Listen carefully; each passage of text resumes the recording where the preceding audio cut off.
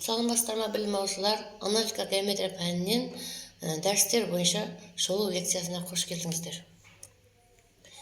Бұл жерде бірінші қаралатын мәселе, бірінші дәрісіміз жазықта Декарт координаттар жүйесі.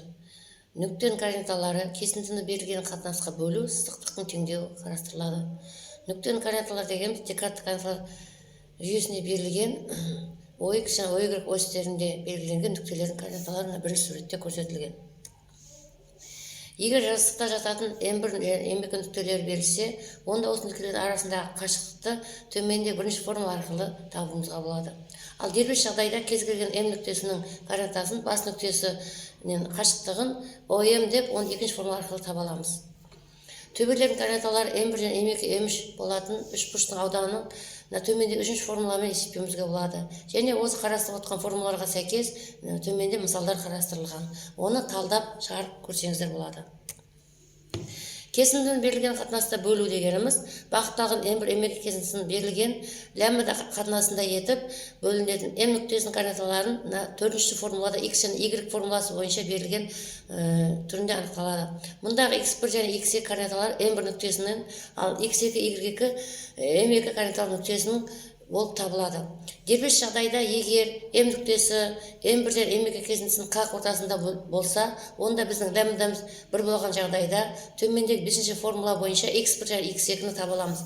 Бұл жерде X дегеніміз X1 X2-нің қосындысын бөлгенде жартысына, яғни дәл ортасында тұр. Сол сияқты Y нүктесінде таба аламыз. Және осы қарастырып отқан кесіндіні берілген қатынасқа бөлу тақырыбына бізге төменде 3-4 мысалдар көрсетілген. Сызықтықтың теңдеуі. Жазықта сызықтық f at x y тең 0 төгісімен беріледі. Және бұл жерде x пен y өзіне фи және кси функцияларына қатысты 6-шы формуламен анықталады. Түрлендіру арқылы алдының екі теңдігіндегі t параметрінен құтылатын болсақ, онда сызықтың теңдеуі f at x y тең 0 түріне келеді. Сызықтықтармен танысу барысында екі түрлі есептер кездеседі. Берілген теңдеу бойынша түзуді салыстырып, оның қасиеттерін тексеру, одан кейін берілген түзу бойынша оның теңдеуін табу. Осы айтылып отқан теориялық материалдарға төмендегі мысалдар қарастырылған. Оны практикалық сабақта талдауға болады. Екінші дәріс түзу сызық. Бұл жерде түзу сызықтың жалпы теңдеуі, бұрыштың коэффициенттері арқылы берілген теңдеуі, екі нүкте арқылы берілген түзулер, түзуді қалыпты теңдеуі, нүктеден түзуге дейін қашықтық, екі түзудің қиылысуы қарастырылады. Түзу сызықтықтың жалпы теңдеуі бұрыштық тең коэффициенттер арқылы берілген дегеніміз, яғни төменде берілген бірінші және екінші формула арқылы табуға болады. Және бұл түзулердің координаталары, графиктері 4-ші суретте x, y координатасы бойынша көрсетілген. Y тең kx плюс v тең екінші формуладағы k тең 0 болған жағдайда ox осіне y тең v түзуі болып параллель болып сызылады. Ал біздің жағдайымызда v тең 0 болса, онда координаталар бас нүктесінен өтетін түзу сызық y тең kx теңдеуін аламыз. M нүктесі арқылы өтетін әрі бұрыштық коэффициент k-ға тең болатын түзудің теңдеуін біз төмендегі 3-ші формула арқылы анықтауымызға болады. Егер түзу OX оқтығында параллель болатын болса, M0 нүктесі арқылы өтсе, онда оның теңдеуі x тең x0 болады. Бұл бізде бірінші және екінші түрдегі берілген түзулердің теңдеулері арқылы берілген болса, онда олардың арасындағы сүйір дельта бұрылышы келесі формуламен, яғни төмендегі 4-ші формуламен, түзулердің параллельдігінің шарты k1 тең k2 болған жағдайда 5-ші формуламен, ал перпендикуляр болса k1 мен k2-ның көбінісі -1 6-ші формуламен анықталады. Және осы айтылған теориялық материалдарға төмендегі мысалдар қарастырылған. Екі нүкте арқылы берілген теңдеулер. Бұл жағдайда M1 және M2 нүктелер арқылы өтетін түзудің теңдеуі 7-ші формула арқылы анықталады. Егер M1 нүктесі бізге 1 және 3, M2 нүктесі 4 және 3 нүктелер арқылы өтсе, онда оның теңдеуі біздер 7-ші формуланы пайдаланып, орнына берілген мәндерін қойсақ, 8-ші формула түріндегідей теңдеуін аламыз.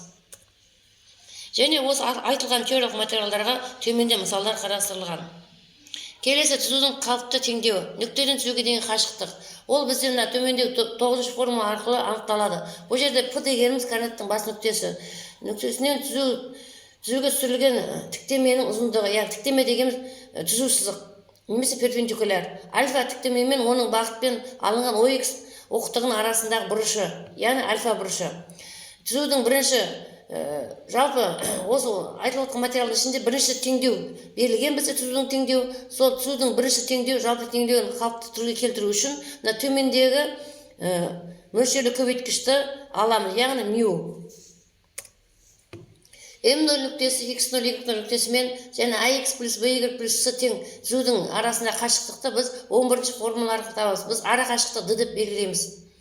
Егер 9-ші формулада берілген теңдеу берілсе, онда біздің d-міз 12-ші формула арқылы анықталады. Осы айтылған теориялық материалдарға төменде мысалдар қарастырылған. Екі түзудің қиылысуы. Егер a1 және a1 x плюс by плюс s1 тең 0 бірінші теңдеудің түзуі және сәйкесінше a2 x плюс by2 y плюс s2 тең 0 екінші теңдеудің түзулерінің теңдеулері берілсе, онда олардың қиылысу нүктелері берілген екі теңдеуге бірге шешу арқылы табылады. Яғни осы айтылған теориялық материалдарды жақсы түсіну үшін төмендегі мысалдар қарастырылған. Үшінші дәріс. Екінші ретті сызықтықтар. Бұл жерде шеңбер, эллипс, гиперпараболаны қарастырамыз. Шеңберге келетін болсақ, центрі С болатын АВ координаттар арқылы анықталған нүктесі, радиусы R-ге тең болатын шеңбердің теңдеуі. Бұл шеңбердің теңдеуін төмендегі берілген бірінші формула арқылы анықтаймыз. Дербес жағдайда егер шеңбердің центрі координаттар бас нүктесіне өтетін болса, яғни А тең В бұл тең 0 болса, онда шеңбердің теңдеуі x квадрат плюс y квадрат минус r квадрат болады. Екінші дәрежелі сызықтық теңдеудің жалпы теңдеуі бізде төменде екінші формуламен көрсетілген.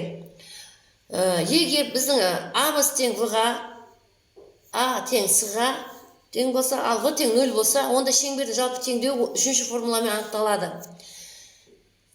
Және осы айтылған теориялық материалдарға төменде мысалдар қарастырылған. Эллипсті айтатын болсақ, эллипстің теңдеуі бірінші формуламен берілген. Және мына төртінші формулада көрсетілгендей шарттар анықталып берілген болса, онда жетінші суретте көрсетілген графигі анықталады, бізге беріледі. Яғни дербес жағдайын қарастыратын болсақ, координаталы нүктелі А1, А2, В2, В1 және фокустары F1, F2 болып беріледі. Және осы айтылған теориялық материалдарға төмендегі мысалдар қарастырылған. Гипербола мына бізде 7-ші формула арқылы беріледі, және оның графигі 9-ші суретте көрсетілген. Парабола деген 11-ші суретте көрсетілгендей бізге сызылады, және бұл жерде F дегеніміз фокусы П бөлінген 2 0 нүктесінде анықталады. Және параболаның қарапайым теңдеуі 12-ші формулада, ал диссектрисасы 13-ші формуламен анықталады.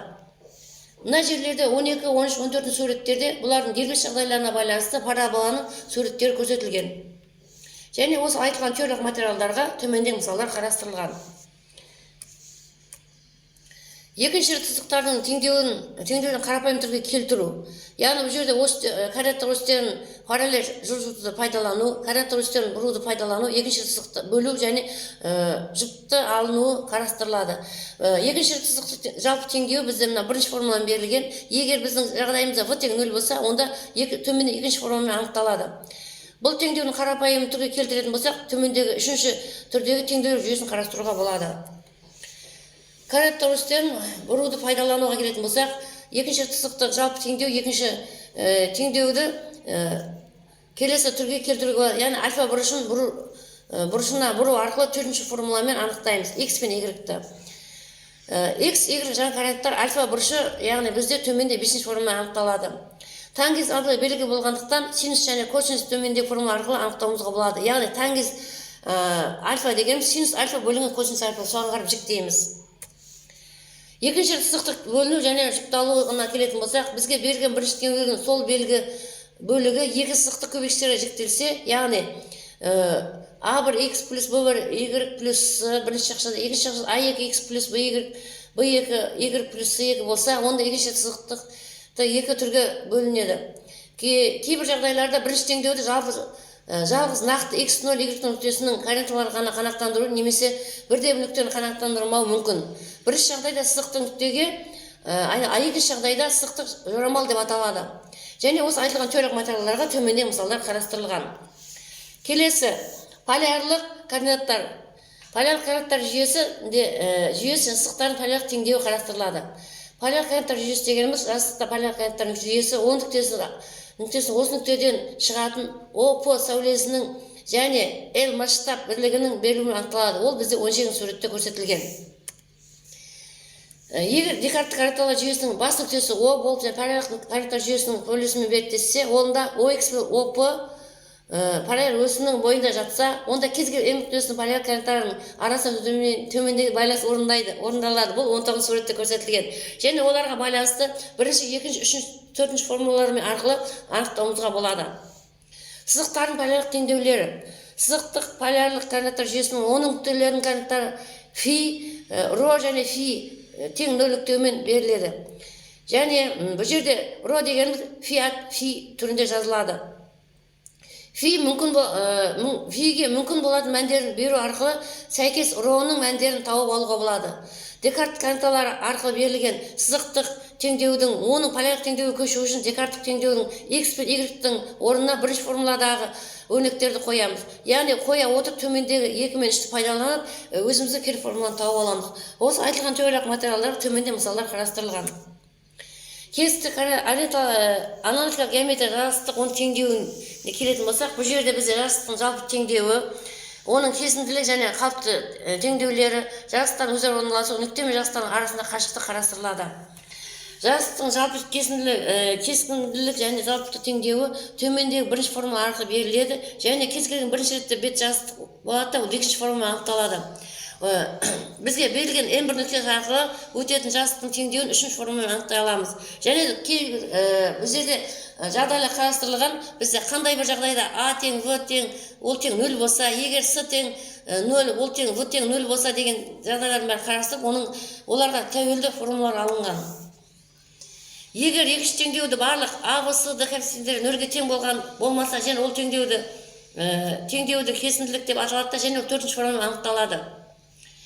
Жарастықтың теңдеуі қалыпты деп аталады, егер координаттардың бас нүктесінен жарастықтың бағытталған жүктеме векторының ұзындығы 1-ге тең болса, және ол бізге төменде 5-ші формуламен анықталады. Жарастықтың жалпы теңдеуіне қалыпты түріне көшу үшін төмендегі қалыптаушы деп аталатын 6-шы формуламен анықтай аламыз, яғни ол көбейткіш. Және осы теориялық материалдар мысалдар қарастырылған. Түзу сызықтар. Түзу сызықтарда біз түзудің теңдеулері екі түзудің орналасуын қарастырамыз. Кеңістікте сызықты екі беттің қиылысуы арқылы анықтауға болады, яғни ол бірінші формамен беріледі. L сызығының параметрлерінің теңдеуін екінші формамен анықтаймыз. Және m нүктесінің функциялары болып өрнектеуді керек болса, яғни t параметрін таңдау арқылы екінші теңдеу сызықтық теңдеулерді келесі үшінші түрде формула түріне жазуға болады. Үшінші теңдеуді t параметрінен құтылсақ, онда түзудің сызықтық қарапайым түріне келтіреміз және төртінші формуланы аламыз. Кеңістікте түзудің жалпы теңдеуін екі жастың қиылысуы арқылы анықтау үшін төмендегі 5-ші формула арқылы анықтауға болады. Және осы айтылған формулаға төмендегі мысалдар қарастырамыз. Бұл жерде біз келіп тоқталатын мәселеміз осы екі нүкте арқылы өтетін түзудің канондық теңдеуін ала аламыз. Ол 6-шы формулада көрсетілген. Екі түзудің қиылысуы, яғни бұл жерде бізге қандай да екі түзудің канондық теңдеуі беріледі, және ол бізге 7-ші формула арқылы анықталады. Осы бағыттауыш векторлардың арасында бұрышты таба аламыз, ол бізде 8-ші формула анықталады, және 7-ші теңдеуде берілген түзудің перпендикуляр белгісі 9-ші формуламен, түзудің параллель белгісі 10-ші формуламен анықталады. Екі түзудің орналасу жағдайы төмендегі түзулердің беттесіп жатқандығын және олардың параллельдігін төмендегі формула анықтай аламыз. Түзулердің қиылысуы да төмендегі формуламен берілген. Және бұларға қатысты теориялық материалды жете түсіну үшін мысалдар қарастырылған. Түзу мен жарастықтың орналасуы. Бұл жерде бізге қандай да бір түзу беріледі, бірінші формуладағы, және оның жарастығымен, яғни түзу екінші теңдеуі беріледі де, осы түзу мен жарастың арасында бұрышты фи деп белгілеп, түзу мен осы түзудің жарастық проекцияларының арасында сүйір бұрышын аламыз. Ол бізде үшінші формуламен анықталады, синус фи формуласымен анықталады. Түзу мен жарастықтың параллельдігі, яғни екеуінің көбейтіндісі 0 болған жағдайда 4-ші формуламен анықталады, егер перпендикуляр болса 5-ші формуламен анықталады. Және осы материал толық түсіну үшін төменде есеп мысалдар қарастырылған. Цилиндрлік беттер. Бұл жерде берілген L түзуіне параллель қозғалатын және берілген L сызығымен қиылысатын түзулер бет құрайды. Цилиндрік бет деп аталады. L сызығы беттің бағыттаушысы, ал қозғалатын түзудің әрбір орны жасаушы деп аталады. Ол бізде 23-ші суретте көрсетілген. Координаттар жүйесінің өрістерінің біреуінің әр уақытта L түзуіне параллель өтетін етіп алуға болады, және жасаушысы OZ өрісіне параллель болатын цилиндрік өрістің беттерін 23-ші суретте көрсетілген. Оның формуласы төмендегі бірінші формамен анықталады. Жасаушысы OX осына параллель болатын цилиндрік беттің теңдеуі екінші формамен анықталады. Ал жасаушысы OX осына параллель болатын цилиндрік бет үшінші формуламен анықталады. Бірінші беттің L жасаушысы етіп, оның OXY жазықтымен қиылысуынан пайда болатын сызықты алуға болады. Оны төмендегі формамен анықтай аламыз. Екінші, үшінші цилиндрік беттердің бағыттаушысы сәйкесінше төмендегі формамен анықталады. Және осы теориялық материалды пысықтау үшін төмендегі мысалдар қарастырылған. Беттер. Екінші ретті беттердің канондық теңдеуі. Екінші ретті беттердің канондық теңдеуі Декарт координаттар арқылы екінші дәрежелі, яғни ax квадрат плюс by квадрат плюс cz квадрат плюс 2dxy плюс 2ez 2zx және 2f yz 2gx плюс 2hy плюс kz плюс l тең 0 төртінші формуласы арқылы теңдеумен анықталады. Бұл теңдеуді арнайы координаттар жүйесін таңдау арқылы қарапайым түрге айналдыруға болады. Төмендегі формулалармен айналдырылады. Сфераны эллипсоид, екі қуысты гиперболоид, екі қуысты гиперболоид, бір қуысты гиперболоид, конус, эллипстік параболоид, гиперболоидтың параболоиды. Яғни бұлардың теңдеулері берілген, және осы теңдеулерге сәйкес төменде олардың графиктері көрсетілген. Және осы теориялық материалды пысықтау үшін төмендегі мысалдар қарастырылған. Назар аударып тыңдағандарыңызға рахмет. Сау болыңыздар.